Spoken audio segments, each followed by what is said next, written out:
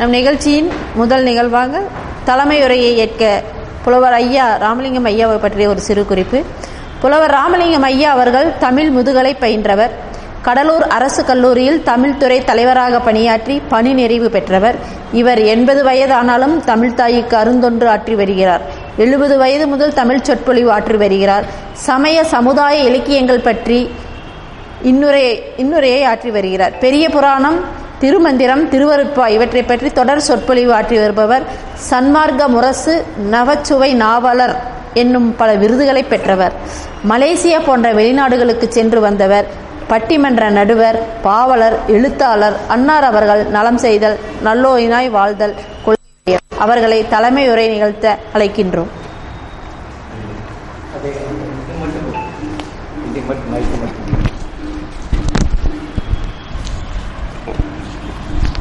உட்கார்ந்து பேசலாமா, நின்று பேசலாமா? உட்கார்ந்து பேசலாம். நன்றி.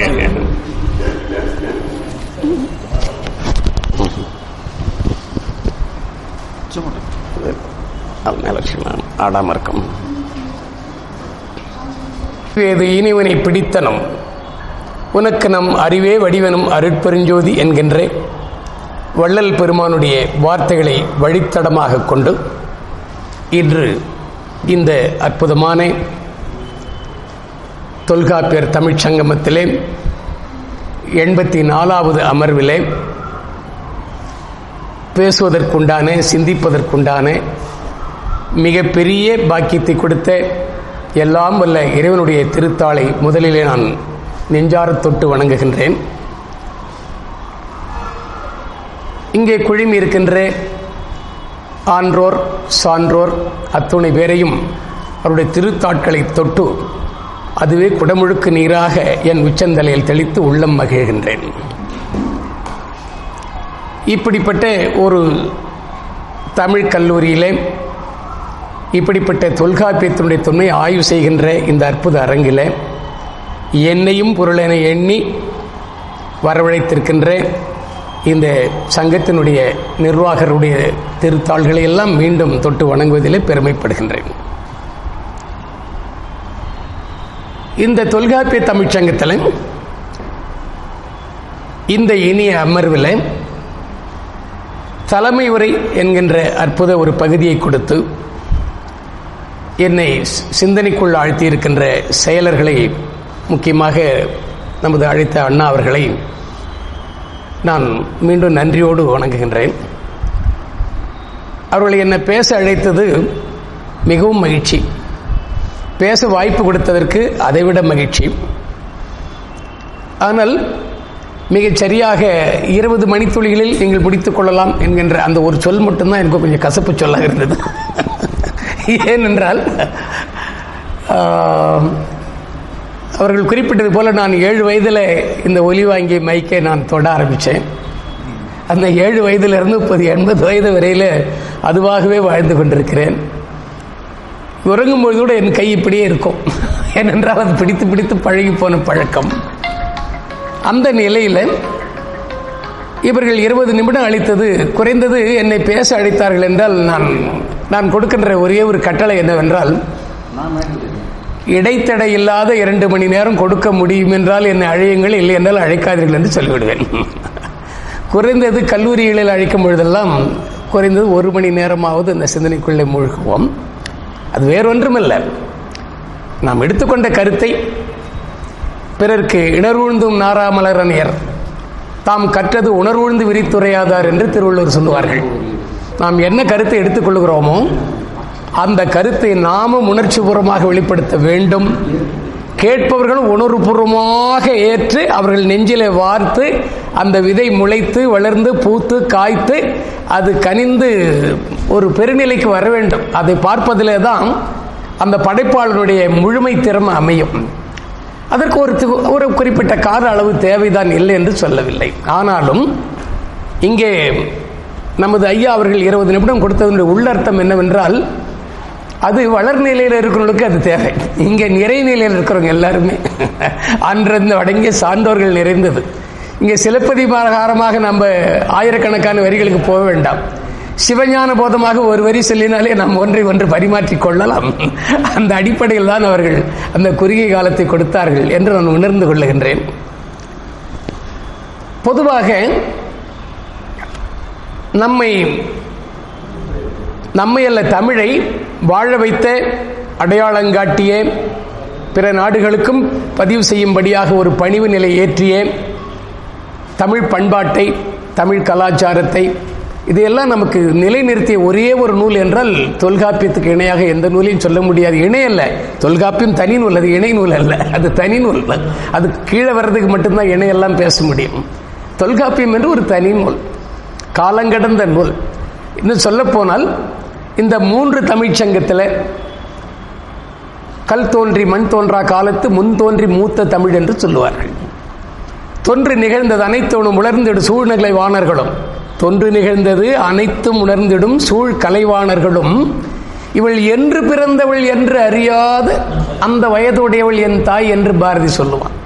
அப்ப காலங்கடந்த ஒரு நிலையில இந்த தமிழ் வாழ்ந்திருக்கிறது. என்று உயிரினம் தோன்றியதோ, மனித இனம் தோன்றியது கூட சொல்ல முடியாது. உயிரினம் தோன்றிய காலத்திலிருந்தே தமிழும் வாழ்ந்து கொண்டிருக்கின்றது. மனிதன் தோன்றிய காலத்தில் அது வளர்ந்து கொண்டிருக்கிறது. அது பிறகு பிறரை வாழ்வித்துக் கொண்டு வளர்வித்துக் கொண்டு இருக்கிறது. அப்படிப்பட்ட தமிழ் கால வெள்ளத்தினாலே கரைந்த காலங்களும் உண்டு. முதற்சங்கம் என்பதை முதலே நாம் அமைத்து பார்த்தோம். அதைத் தொடர்ந்து இடைச்சங்கம் அமைத்தோம். அதைத் தொடர்ந்து கடைச்சங்கம் அமைத்தோம். இந்த 3 சங்கங்களும் சங்கங்கள் என்ற பெயரோடு நிலைத்து நிற்கும் பொழுது மனிதனுடைய படைப்புகளை தொகுத்துத்தான் சங்கமாக வகுத்திருக்கிறார்கள். அன்று வாழ்ந்த புலவர்கள் அன்றைய சிந்தனை வருங்கால சந்ததிக்காக நன்கொடையாக கொடுத்த கருத்துக்கள் தான் சங்கங்களிலே பதிவாக்கப்பட்டது. அது உரைநடை வடிவாக இருக்கலாம், கவிதை வடிவாக இருக்கலாம், நாடக வடிவாக இருக்கலாம், இசை வடிவாக இருக்கலாம். முத்தமிழ் வடிவத்திலே தான் அந்த தமிழை வருங்காலத்திற்கு பயன்பட வேண்டும் என்கின்ற சிறந்த நோக்கத்தோடு படைத்து வைத்தார்கள். ஆனால் கால வெள்ளம் என்பது அதை கரைக்க ஆரம்பித்து விட்டது. அப்பொழுது இதுவரையே தமிழிலே தோன்றிய அத்தனை நூல்களும் நமக்கு பொக்கிஷமாக இதுவரை இன்று கையிலே கிடைக்கின்றதா என்றால் கேள்விக்குறிதான். இல்லை என்ற பதிலைத்தான் நாம் சொல்ல வேண்டியவர்களாக இருக்கிறோம். முதல் சங்கத்திலே அந்த கடல்கோள் ஏற்பட்ட நேரத்தில் அத்தனை நூல்களும் கடலுக்குள் போய் சேர்ந்து விட்டன. பொதுவாக சொல்லுவார்கள், இவர் தொல்காப்பியத்தை கரைத்து குடித்தவர், இவர் திருக்குறளை கரைத்து குடித்தவர், இவர் தமிழ் நூல்கள் அத்தனையும் கரைத்து குடித்தவர் என்று சொல்லும் பொழுது இது எல்லாவற்றையும் கரைத்து குடித்த ஒரு பெரிய மனிதர் யார் என்றால் இந்து மகா சமுத்திரம் தான். அது நம்ம தமிழர் உருவாக்கிய அத்தனை தமிழ் நூலை கரைத்து குடித்து விட்டது. ஆனால் செரித்து விட்டது, அடையாளம் காணாமல் அழிந்து போய்விட்டது. அதன் பிறகு 2வது தமிழ்ச்சங்கத்திலும் அதே அந்த கடல் கோள் ஏற்பட்டது. முதல் கடல் கோளிலே எப்படி அன்று வரையிலே விளங்கிய அத்தனை தமிழும் கடலின் ஆழத்திலே அழிந்து போய்விட்டதோ, அமுங்கி போய்விட்டதோ, அதை போலவே 2ஆம் சங்க காலத்திலும் அந்த குமரியும், அந்த குமரி பகுதியும், குமரி கண்டமும், பகுருளி ஆறும் அத்தனையும் உள்ளே நுழைந்து கடலுக்குள் ஆழ்ந்து போகின்ற அந்த நிலையில 2வது தமிழ்ச்சங்கத்தில் உருவாக்கிய நூல்களும் கடல் கொண்டதாக அமைந்து விட்டது. அதில் தொல்காப்பியர் அந்த 2வது கால்கோள் முதல் தமிழ்ச்சங்கத்திற்கும் தமிழ்ச்சங்கத்திற்கும் இடைப்பட்டவராக அவர் வாழ்ந்திருப்பதனாலே அந்த முதல் சங்கம் எத்தனை நூல்களை கடல் குடித்து அழிந்தது, தண்ணீருக்குள் எத்தனை மூழ்கி போகின என்கின்ற வேதனையை அனுபவித்தவர் தொல்காப்பியர். 2வது தமிழ்ச்சங்கம் வருகின்ற காலத்தில் இவருடைய படைப்பு தொல்காப்பியமாக உருவாகிய அந்த நேரம், அப்பொழுதுதான் இந்த தமிழில் அதிலும் கடல்கோள்கள் கொண்டு போக அத்தனை நூல்களும் கடலுக்குள் கரைந்து காணாமல் போக நிலைத்து நின்றது தொல்காப்பியம் என்பது நமக்கெல்லாம் இறைவன் கொடுத்த ஒரு மிகப்பெரிய வரம். இதுவும் கூட அதில் அழிந்து போயிருக்கலாம், கரைந்து போயிருக்கலாம். ஆனால் இறைவன் நமக்கு தமிழுக்காக இத்தனையும் தொகுத்து வகுத்து ஒன்றாக்கி தனித்தனி முக்கனி பிழிந்து வடித்து ஒன்றாய் கூட்டி என்று வள்ளலார் குறிப்பிடுவார்கள். தனித்தனி முக்கனி பிடிந்து வடித்து ஒன்றாய் குடித்து எடுத்த சுவை கட்டியனும் இனிக்கும் இறைவனுடைய திருநாமம் என்று வள்ளல் பெருமான் கூறுவார்கள். அதுபோல அந்த முதற்சங்க கால தமிழ் நூல்கள் இடைச்சங்க கால தமிழ் நூல்கள் அத்தனையும் சுருக்கியதாக இந்த தொல்காப்பியம் அமைந்திருப்பது இழந்து போன அந்த ஒரு பெரிய இடைவெளியை நிரப்புவதாக இந்த தொல்காப்பியம் அமைந்திருக்கின்றது என்றால் அதில் மாற்று கருத்து இருக்க முடியாது. அப்படிப்பட்ட தொல்காப்பியம் ஐயா தனித்தனி முக்கனி பிழிந்து வடித்து ஒன்றாய் கூட்டி எடுத்த சுவை கட்டியினும் இனித்திடும் தெள் அமுதே என்ற இறைவனுடைய திருநாமத்தை சொல்லுவார்கள். அதனால் தானே இங்கே என்னண்ட பின்னால் வந்தவர் குனித்த புருவமும் குவை செவ்வாயில் குமிழ் சிரிப்பும் பனித்த சடையும் பவளம் போல் மேனியில் பால் வெந்நீரும் இனித்த எடுத்த பொற்பாதமும் காணப்பெற்றால் மனித பிறவியும் வேண்டுவது. இதுவரை வந்தவங்கள்லாம் பிறந்தது எதற்கென்றால் பிறவாமல் இருப்பதற்கு. இந்த மனித பிறவி இதோ இந்த பிறவியோடு போய்விட வேண்டும் என்றுதான் எல்லோரும் வேண்டினார்கள். ஆனால் உன்னுடைய திருஅழகை போற்றுவதற்கும் பார்ப்பதற்கும் உன் திருநாமத்தை போற்றுவதற்கும் செப்புவதற்கும் எனக்கு ஒரு வாய்ப்பு கிடைக்கும் என்றால் எனக்கு மீண்டும் பிறவியே வந்தால் போதும் என்று அவர்கள் சொன்னார்கள். இது அப்படியே வைணவத்தில் சொல்வார்கள். பச்சை மாமலை போல் மேனி பவளவாய் கமலச்செங்கன் அச்சுதான் அமரரே என்னும் இச்சுவை தவிர யான் போய் இந்திரலோகமாளும் அச்சுவை தெரியும் வேண்டேன் வேண்டேன் என்று மறுத்தார்கள். ஆக இந்த தமிழின் சுவை என்பது இன்னும் பிறந்தால் கூட கேட்கலாம் என்கின்ற ஒரு மறுபிறப்பினுடைய ஆசையை தூண்டுவதாக அமைந்திருக்கின்றது. பாரி மன்னன் இடத்துல ஔவையார் போயிருந்த பொழுது அந்த தமிழ்ச்சுவையை பாரி மன்னன் ஆழ்ந்து அனுபவித்தான். புலவர் என்பவர்கள் புரண்டு கொண்டே இருப்பவர்கள், வேறொரு நிலத்திற்கு போய்கொண்டே இருப்பவர்கள் தானே. அந்த வகையில் அந்த அம்மையார் நடந்து போனதை இவரால் தாங்க முடியவில்லை. தமிழ் கேட்கின்ற ஆசையிலே திருடனாக மாறி நடுவழியிலே ஔவையாரை மடக்கி அவருடைய பொருட்களை எல்லாம் பறித்து கொண்டு வந்து அரண்மனையில் வைத்து விட்டார். ஔவையார் ஓடி வந்து என்னை வழிப்பறி நடந்தது, என்னிடம் என்ன பொருள் இருக்கு, ஒரு தமிழ் சுவடிகள் தான், அது எல்லாம் யாரோ கவர்ந்து கொண்டு போய்விட்டார்களே என்று ஔவை அழுத பொழுது, மன்னித்து விடுங்கள், உங்கள் தமிழை கேட்கின்ற ஆசையிலே நான் தான் திருடனாக மாறி திருடினேன், நான் பொருளை திருடவில்லை தமிழை திருடினேன் என்று பாரதி சொன்ன பொழுது அந்த தமிழின் தாகம் எப்படியெல்லாம் ஒரு மனிதனை ஆட்டி படைக்கின்றது என்பதையெல்லாம் அந்த தாகத்தை தணிக்கின்ற வகையில் முதல் சங்க நூல்களும் இடைச்சங்க நூல்களும் ஒரு நூலாக இந்த தொல்காப்பியம் நமக்கு அமைந்திருப்பது என்பது நாம் எல்லாம் நமது தந்தையரும் முந்தையரும் நாம் எல்லாம் செய்த பெரும் பேறு என்று நாம் மகிழ்கின்றோம். இன்னும் 10 நிமிடங்களை நான் முடிக்க என்னுடைய கண் கடிகாரத்தை பார்த்துக்கொண்டே, காலம் என்பது மிக முக்கியமானது. அந்த அடிப்படையில் அந்த தமிழனாக பிறந்து தமிழிலே வாழ்ந்து தமிழிலே இருக்கின்ற இந்த பெரும்பேரை விட தமிழ் எங்கள் உயிருக்கு நேர் என்று பாரதி சொன்னான் அல்லவா. செந்தமிழ் நாடு என்னும் போதினிலே இன்ப தேன் வந்து பாய்கின்றது என்று பாரதி சொன்னான் அல்லவா. அவைகளெல்லாம் கேட்பதற்கும் படிப்பதற்கும் சுவைப்பதற்கும் மேடைகளிலே பிரதிபலிப்பதற்கும் சுவையாக இருக்கின்றதே அன்றி நடைமுறையிலே நெஞ்சை தொட்டு பார்க்க வேண்டும் என்றால் இந்த தமிழ் இன்று எந்த அளவிலே வளர்ந்து கொண்டிருக்கின்றதா தேய்ந்து கொண்டிருக்கின்றதா என்பதை கூட நம்மால் ஆய்வு செய்ய முடியவில்லை. தற்சமயத்தில் கொடிசியாவில் நிறைய தமிழ் நிகழ்ச்சிகள் நடந்தன. இன்னும் பல இடங்களில் பல நிகழ்ச்சிகள் நடந்து கொண்டிருக்கின்றன. எந்த தமிழ் நிகழ்ச்சியிலும் பிறமொழி கலவாமல் நாம் பேசிக்கொண்டிருக்க முடிக்கின்றதா என்றால் நிச்சயமாக முடியவில்லை. என்று தமிழ் போட்டிகள் வைக்க வேண்டும் என்றால் அருமை சகோதரியை கேட்டேன், நீங்கள் எந்த முறையிலே தமிழை வளர்த்துக் கொண்டிருக்கின்றீர்கள், கணபதி தமிழ்ச்சங்கம் என்ன தமிழுக்காக கடமை செய்கின்றது என்று கேட்டபொழுது இளம் நெஞ்சுகளிலே திருக்குறளை பதித்து அதை முளைக்க வைத்து அதை பரப்பி பார்ப்பதிலே நாங்கள் தொடர்ந்து எங்களுடைய சிந்தனை எண்ணம் சொல் செயலை மூன்றையும் செய்து கொண்டிருக்கின்றோம் என்று சொன்னார்கள். மகிழ்ச்சி. இப்போ அதை விட இப்படி நினைக்க வேண்டியதாக இருக்கிறது. அப்படி போட்டி வைக்க வேண்டும் என்றால், இன்று ஏதேனும் தமிழ் போட்டி வைக்க வேண்டும் என்றால் என்ன வைக்கலாம் தெரியுங்களா? யாரேனும் அரை மணி நேரம் தமிழ் கலவாமல் தமிழிலே பிறமொழி கலவாமல் பேசிவிட்டால் அவர்களுக்கு 10,000 ரூபாய் பரிசு என்று போட்டி வைக்கலாம். எந்த அளவிற்கு நாம் தாழ்ந்திருக்கிறோம். கலப்பு மொழி இல்லாமல் தமிழ் பேசினால் பரிசளிக்கப்படும் என்று சொல்லக்கூடிய நிலையிலே நம்முடைய தரம் தாழ்ந்து கொண்டிருக்கின்றது. இது எப்படி இருக்கின்றது என்றால், ஒரு குடும்பத்தில் அங்கே ஒரு பெயர் பலகை தொங்குகிறது. இந்த வீட்டிலே தகப்பனுக்கும் தாய்க்கும் கூட சோறு போடப்படும் என்று இருந்திருந்தால் அது எந்த அளவிற்கு சிந்தனைக்கு கீழ்த்தரமான சிந்தனையோ, அதுபோல கோவில்களில் பாருங்கள், ஒரு அற்புதமான பெயர் பலகை பார்க்கிறோம். இந்த கோயிலில் தமிழிலும் அர்ச்சனை செய்யப்படும். தமிழிலும் அந்த இழிவு உண்மையாக வந்திருக்கிறது, உயர்வு உண்மையாக அல்ல, இழிவு உண்மையாக தமிழிலும் அர்ச்சனை செய்யப்படும் என்று சொல்லக்கூடிய அளவிற்கு இன்று நாம் தரம் தாழ்ந்திருக்கின்றோம் தமிழிலே என்றால் இப்படி சில சங்கங்கள் எல்லாம் இணைந்து போராடினால்தான் அந்த தமிழை நாம் நிலைநிறுத்த முடியும் என்ற நிலையில நாம் இருக்கின்றோம். சற்று பார்க்கின்றோம். இன்னும் 5 நிமிடத்தில் முடித்துடுவேன். சரிங்க. சற்று பார்க்கின்றோம். இந்த தமிழை வளர்ப்பதற்கு நமது முன்னோர்கள் முந்தையர்கள் எல்லாம் என்ன பாடுபட்டு இருக்கின்றார்கள். ஒன்றை குறிப்பிடுவேன். நாம் கோவையில் அமர்ந்திருக்கிறோம். கொடுத்து வைத்தவர்கள் நாம் எல்லாம். இந்த கோவை மண்ணில் அமர்வதற்கு ஒரு கொடுப்பனை வேண்டும். என்னென்றால் நாம்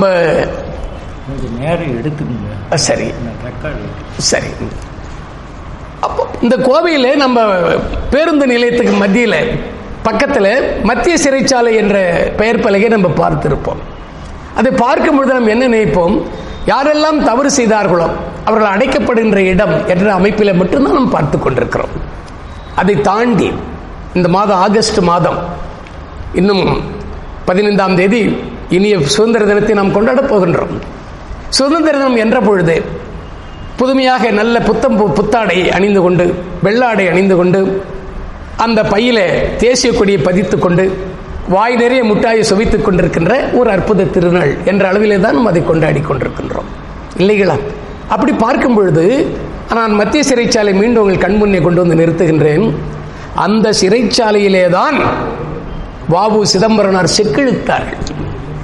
செக்கென்றால் சாதாரண செக்கு அல்ல, இரும்பினால் ஆகிய செக்கு. பொதுவாக மரச்செக்கு தான் எல்லாம் வச்சிருப்போம்.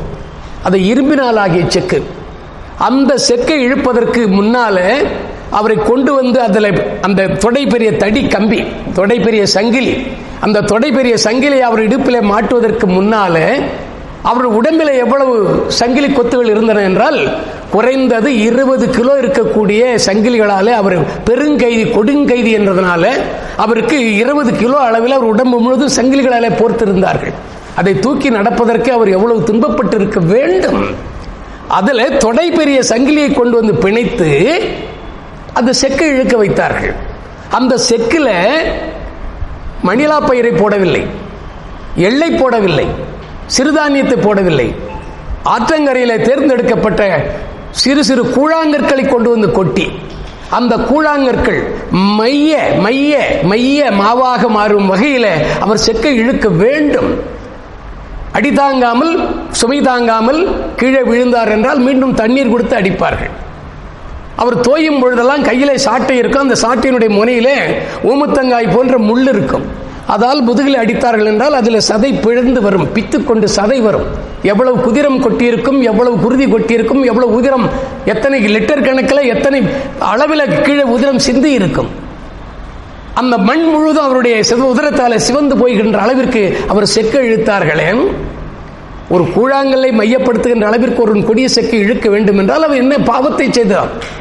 எத்தனை பேருடைய சொத்துக்களை இழுத்தான்? எத்தனை பேர் பஞ்சமா பாதகத்தில் என்ன பாதகத்தை அவன் செய்தான்? இந்த மண் வாழ வேண்டும் என்று நினைத்து, இந்த மண்ணுக்கு சுதந்திரம் வேண்டும் என்ற ஒரே ஒரு எண்ணத்திற்காக அவ்வளவு துன்பப்பட்ட பொழுது நான் மீண்டும் நினைவுபடுத்துகிறேன். இப்ப நினைச்சுக்கங்க, இப்போதான் ஒரு செக்கை இழுத்துக்கிட்டு இருக்காருன்னு வச்சுக்குவோம். இப்ப செக்கை இழுத்துக்கிட்டார் வாவுசி, அந்த மத்திய சிறையில் செக்கை இழுக்கிறார், உதிரம் சிந்துகின்றார், கல்லும் கரைந்து கதறி அழுகிறது. அப்படியே வெளியில வருவோம்.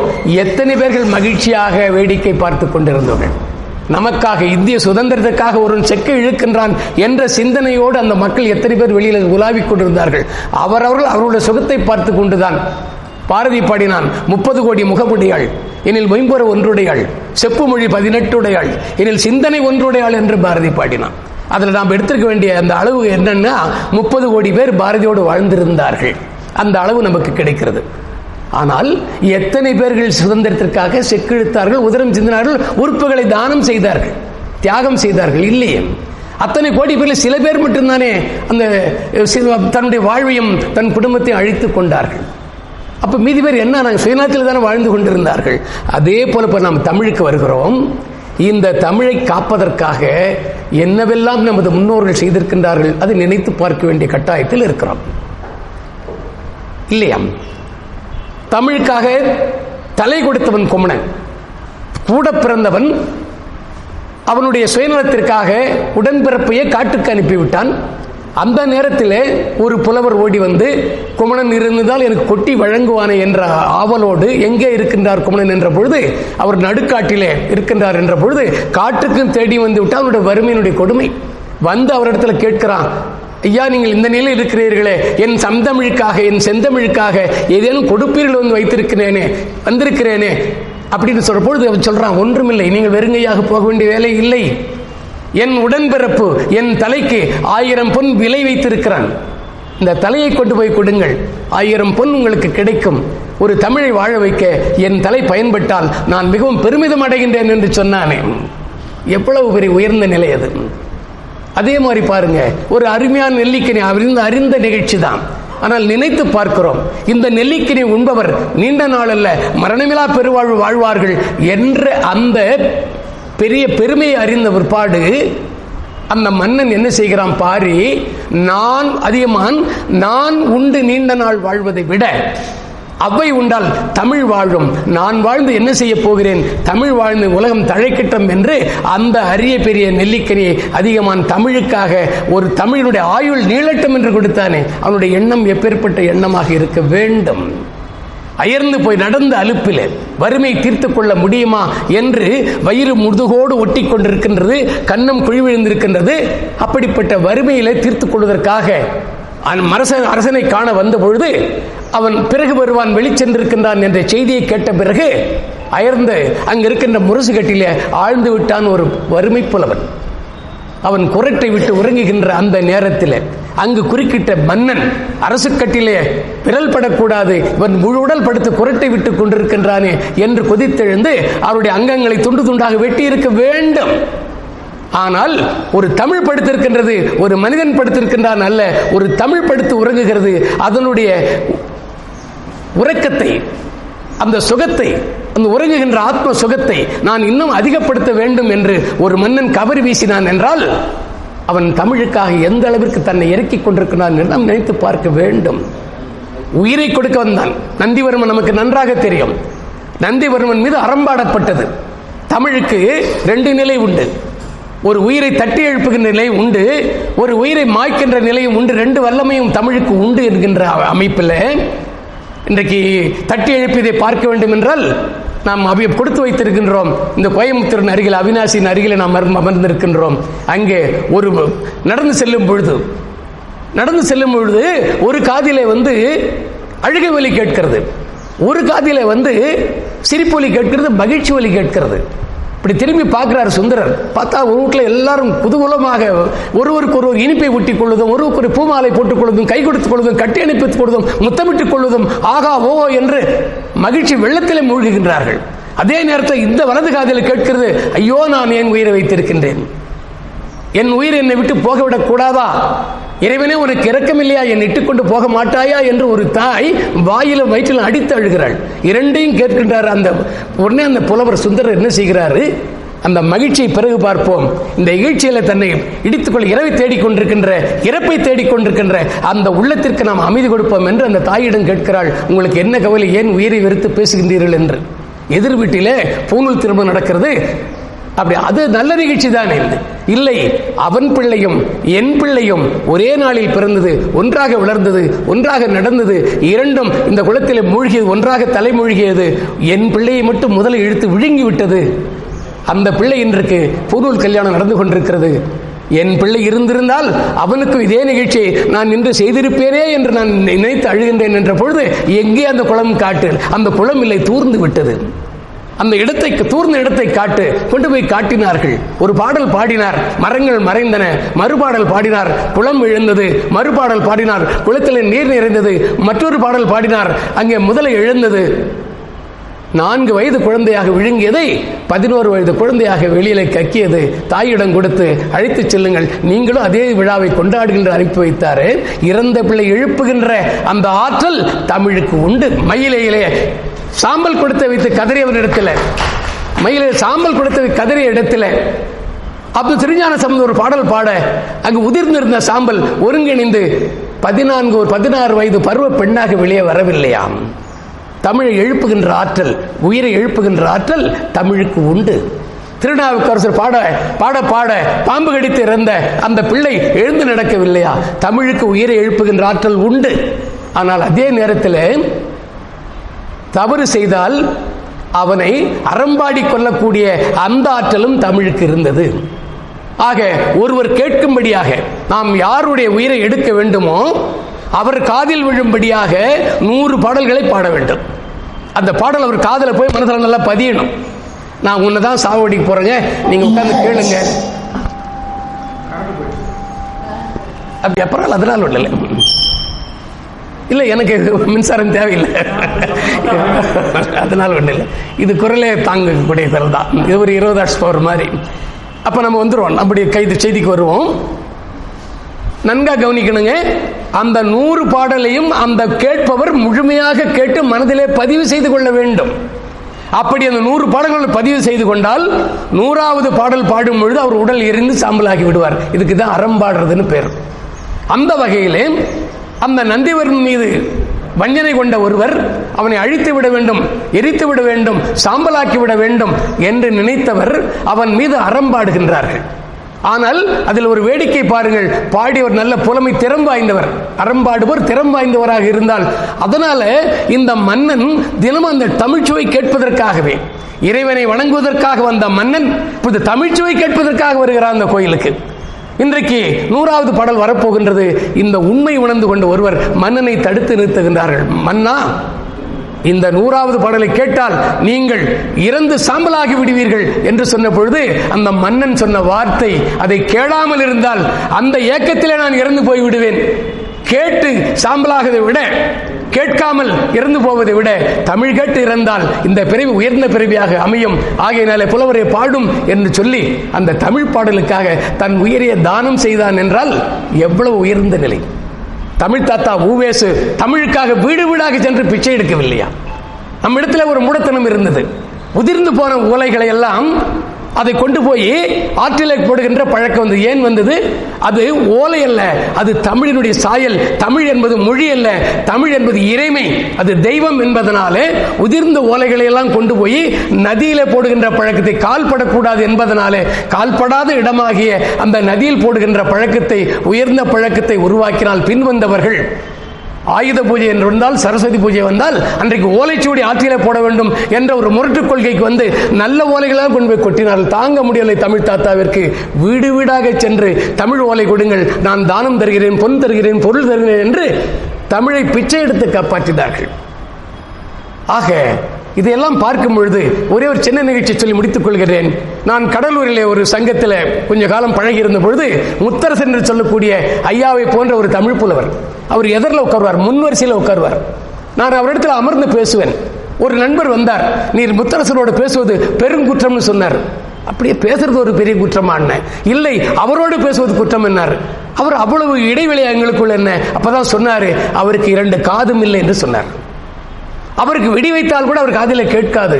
கட்டப்பாறையை பழுக்க வைத்து நுழைத்தால் கூட அவருக்கு ஒன்றும் தெரியாது. அப்படிப்பட்ட செவி கேட்பு ஒன்றை இல்லாதவர். எனக்கு ஆச்சரியமாக இருந்தது.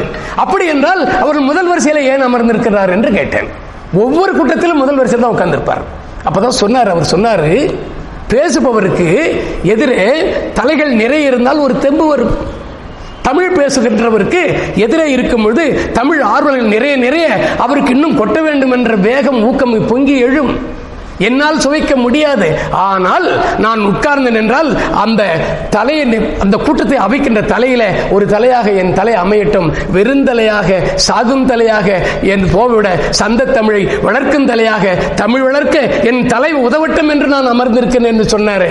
எவ்வளவு பெரிய தமிழாரும் பாருங்க, நடைமுறையில். ஆகையினாலே இந்த தொல்காப்பிய தமிழ் சங்கத்திலே நாம் எடுத்துக்கொள்ள வேண்டிய ஒரு உறுதி என்னவென்றால், குறைந்தபட்சம் அவர்களைப் போல தலை கொடுத்தோ அல்லது உடல் கொடுத்தோ உயிர் கொடுத்தோ அல்லது கோடிக்கணக்கான பொன் வளங்களை எல்லாம் புலவர்களுக்கு வாரி கொடுத்தோ நம்மால் செய்ய முடியவில்லை என்றாலும் கூட குறைந்தபட்சம் பிற மொழி கலப்பு இல்லாதலாவது நாம் தமிழை வளர்ப்போம் என்கின்ற ஒரு கொள்கை வளர்த்துக் கொள்ள வேண்டும். பிற மொழியை நான் இழித்து பேசவில்லை. யாமறிந்த மொழிகளிலே தமிழ் மொழி போல் இனிதாவது எங்கும் காணோம் என்று பாரதி சொன்னான் என்றால் பல மொழிகள் கற்ற அந்த திறத்திலே பாட்டு சொன்னான். பல மொழிகள் கற்பது தவறல்ல, பல மொழிகள் கலந்து பேசுவதுதான் தவறு. ஒரு மளிகை கடையில உளுந்துல அந்த பப்பாளி மரத்தினுடைய விதையை கலந்து விட்டால் என்ன கேள்வி கேட்கிறோம்? மளிகை கடைக்காரரை சென்று இந்த பொருளிலே இந்த கலப்பு ஏன் வந்தது, என்ன உறக்க கடுமொழிகள் எல்லாம் கேட்போம். அப்போ ஒரு மளிகை பொருளை கலப்பு வந்தால் நமக்கு கோபம் வருகின்ற நமக்கு, நாம் பேசுகின்ற அன்னை தமிழிலே கலப்பு வந்தால் எனக்கு நம்ம ஏன் கோபம் வரவில்லை? ஆகையினாலே தமிழை முடிந்த வரையிலே மற்ற மொழிகள் எந்த மொழியும் பேசலாம், அந்த ஒரு மொழியில பேசணும், கலந்து பேசக்கூடாது. கலப்பு மொழி இல்லாமலாவது நாம் குறைந்தபட்சம் பேசி இந்த தமிழுக்கு நாம் பெரிய தொண்டு செய்வோம். இந்த தொல்காப்பியர் திருநாளில இந்த ஒரு உறுதிமொழி ஏற்றுக்கொள்வோம் என்று சொல்லி இந்த அளவிலே நிறைவு பெறுகின்றேன். இப்படிப்பட்ட வாய்ப்பளித்த இந்த தமிழ்ச்சங்கத்தை மீண்டும் தலைதாழ்ந்து தாழ்தொட்டு வணங்கி நிறைவு செய்கின்றேன். நன்றி.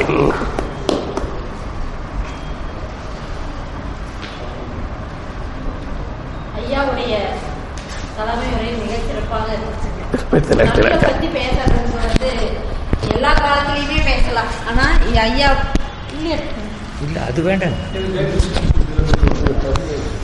தமிழ்ல வந்து எவ்வளவு அழகா ரசிச்சு ருசிச்சு எப்படி சொல்லணும், இதை கேட்கறதுக்கு நிறைய பேர் இல்லைங்கிறது தான் ஒரு மிகப்பெரிய வருத்தங்க ஐயா. அதே சமயத்துல தமிழ்